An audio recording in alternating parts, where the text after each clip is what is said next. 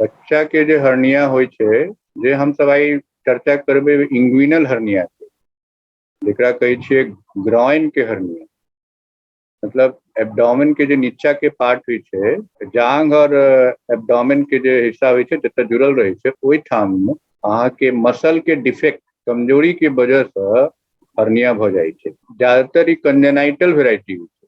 बच्चा में जे हर्निया होइ छै जनरली कंजेनाइटल वेराइटी ई होइ छै कि एकटा पेरिटोनियम के प्रोसेस होइ छै, एकरा कहै छै प्रोसेसस वेजिनालिस, जे आमतौर पर बंद भऽ जाइ छै जन्मते।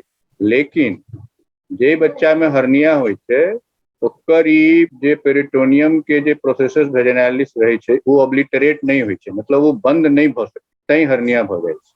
और एकर प्रकार छै यह कि इंग्विनल हर्निया में बेसिकली दू तरह के चीज आबि सकै छै। एकटा तऽ ओमेंटम आ दोसर जे गट होइ छै, जेकरा हम सब बोलचाल के भाषा में अतरी कहै छी।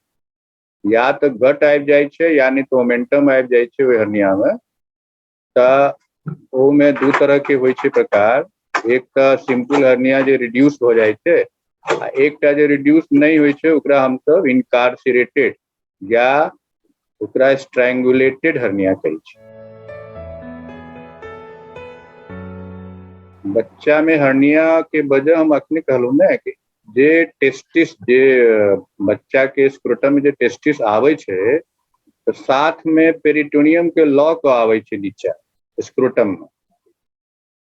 वही पेरिटोनियम जे खुलल रह जाइ छै, वही में या तो पानि घुस गेल या फिर गट घुस गेल, ओहि चलते हर्निया भऽ जाइ छै।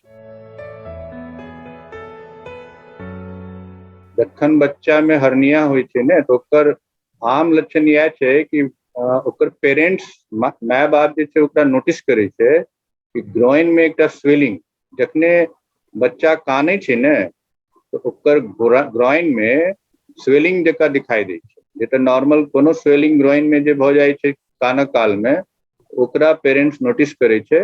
इवन कफ, खांसी भेला पे सेहो ओतऽ एकटा स्वेलिंग भऽ जाइ छै।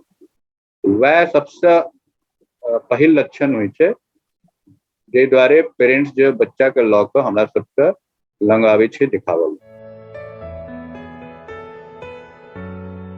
एकर डायग्नोसिस तऽ क्लिनिकली भऽ जाइ छै। क्लिनिकली मीन्स कि कोनो स्वेलिंग ग्रोइन में छै जे कानऽ पर चाहे खांसी भेला पर अगर ओकर साइज बढ़ि रहल छै, या एकटा कोनो स्वेलिंग जे बायां तरफ नहीं छै दहिना तरफ छै, कहियो कहियो दुनू तरफ रहै छै, लेकिन एक तरफ स्वेलिंग छै मने आ दोसर तरफ नहीं छै, ई तऽ क्लिनिकली भऽ जाइ छै। दोसर छै कि अहाँ इन्वेस्टिगेशन से सेहो करा सकै छी, जेना अल्ट्रासाउंड। आइ काल्हि तऽ अल्ट्रासाउंड बहुत इजीली अवेलेबल छै, तो कतौ जाकर अल्ट्रासाउंड से अहाँ देख सकै छी कि ओकर हर्नियल सैक छै कि नहीं, हर्निया छै कि नहीं। तो दू तरीका से हम सब एकर डायग्नोसिस करै छी। सबसे पहिने तो डायग्नोसिस में एकटा चीज देखल जाइ छै कि हर्निया छै कि हाइड्रोसिस छै। कहियो कहियो की होइ छै ने कि हर्निया जे छै कंफ्यूजन भऽ जाइ छै हाइड्रोसिल से, मतलब पानि सेहो भरि जाइ छै ओहिमे स्क्रोटम में, ओहो लागै छै जे हर्निये छै। तऽ अल्ट्रासाउंड से ई एकर हम सब डिफरेंशिएट करै छी जे हर्निया छै कि हाइड्रोसिस। दोसर बात, अगर अल्ट्रासाउंड कहै छै कि नहीं हर्निये छै, तो हर्निया के एकेटा इलाज छै, वो छै ऑपरेशन। किया हर्निया एकर कोनो बच्चा के छै तो बच्चा में हर्निया अगर ऑब्स्ट्रक्ट भऽ गेलै, मतलब अगर वो फंसि गेलै, बोलचाल के भाषा में हम सब कहै छी कि फंसि गेलै, हर्निया फंसि जाइ छै तऽ ओकर जे कॉम्प्लिकेशन होइ छै ने वो खराब होइ छै। खराब इन द सेंस कि ओहिमे कोनो गट आबि कऽ फंसि गेलै, और गट फंसला पर उल्टी बुखार सब भऽ जाइ छै, जेकरा हम सब पेरिटोनाइटिस कहै छियै। ओकरा एकर टर्म होइ छै स्ट्रैंगुलेटेड हर्निया। स्ट्रैंगुलेशन से बचाव लेल ओहि से पहिने हमरा सबके हर्निया के ऑपरेशन कऽ देबे छै।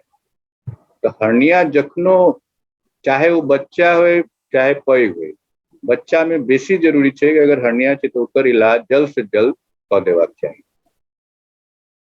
एहि लए के ओकर खतरा छै।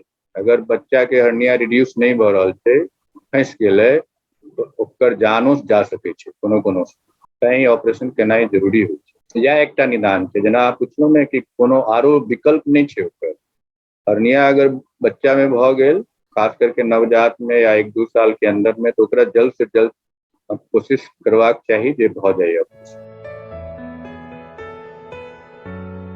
जेकरा जे बच्चा के जेना अखन हम सब बात कर रहल छी बच्चा सबके, जे बच्चा मतलब नवजात शिशु से ल क लगभग 15-16 साल तक के बच्चा के, तो जेकरा हम सब ऑपरेशन करे छिए, एकरा हम सब कहै छिए डे केयर ऑपरेशन। मतलब जखन हम ऑपरेशन केलहुं, ओकरा 3-4 घंटा के बाद हम सब ओकरा डिस्चार्ज कर सकै छी।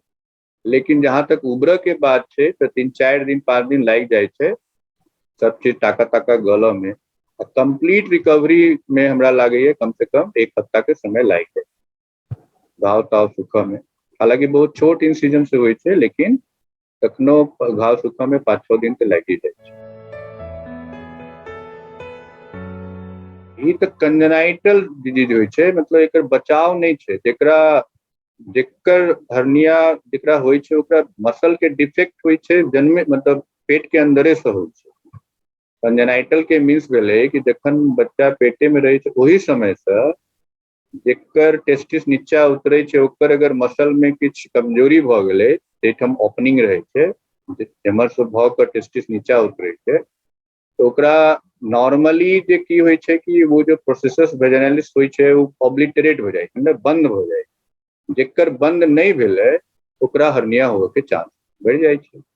एकर बचाव के कोनो रास्ता नहीं छै। ई तो कंजेनाइटल डिजीज कहल जाए छै, तै में बचाव के कोनो नहीं छै। एमे प्रिवेंशन के कोनो रोल नहीं छै। जेकरा भ गेलै ओकर इलाज होनाइ जरूरी छै। जे इलाज के एकमात्र जे ऑप्शन छै, सर्जरी।